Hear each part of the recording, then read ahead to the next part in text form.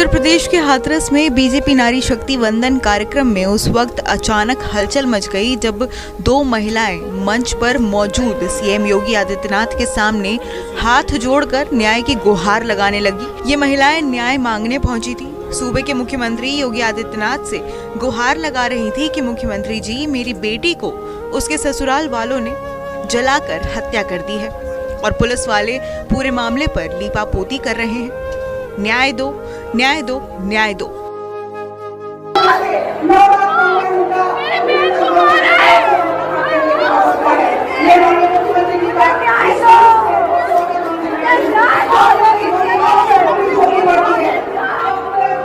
लेकिन महिला को न्याय नहीं मिला।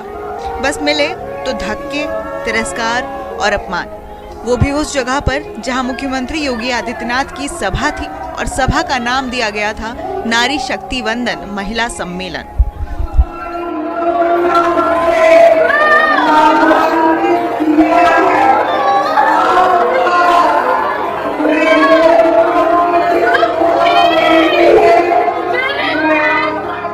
हाथरस के बागला कॉलेज मैदान में नवरात्रि के मौके पर बीजेपी का नारी शक्ति वंदन कार्यक्रम का भव्य आयोजन किया गया था। इसमें यूपी के मुख्यमंत्री योगी आदित्यनाथ भी पहुंचे थे। सीएम योगी जब अपनी केंद्र सरकार की नीतियों, कार्यक्रमों और खासकर महिलाओं के सम्मान और महिला सशक्तिकरण पर भाषण दे रहे थे, तभी अचानक सभा में हंगामा होने लगा।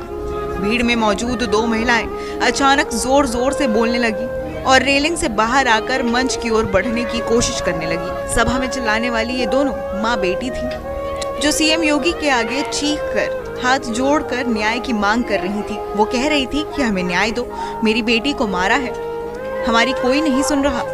महिलाओं को चिल्लाता देख महिला सुरक्षाकर्मी भी फौरन वहां पहुंची और महिलाओं को मंच की ओर बढ़ने से रोक दिया। सुरक्षाकर्मी दोनों माँ बेटी को खींचते हुए पीछे की ओर ले गई। कसम से नारी शक्ति वंदन की इससे बेहतर नजीर कोई क्या ही पेश कर सकता है।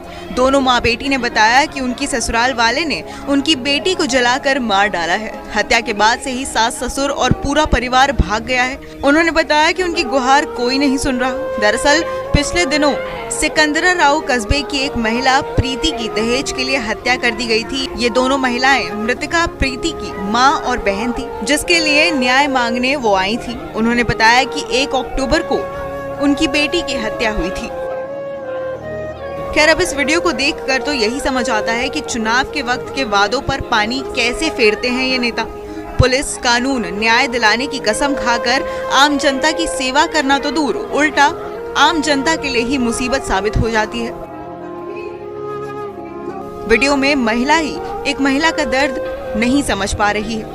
प्रोटोकॉल के नाम पर और नेता की सुरक्षा के नाम पर हम समझते हैं कि महिलाएं सीधे तरीके से भी सीएम से बात कर सकती थी, लेकिन क्या ये समझदारी पुलिस को नहीं थी कि इन महिलाओं की पीड़ा को समझे और कम से कम एक बार उनकी बात सीएम तक पहुंचा दी जाए? और अगर हंगामे की बात है तो क्या सीएम अपनी खोखली नीतियों को बताने में इतने मग्न थे कि उन्हें इन महिलाओं की गुहार सुनाई नहीं दी?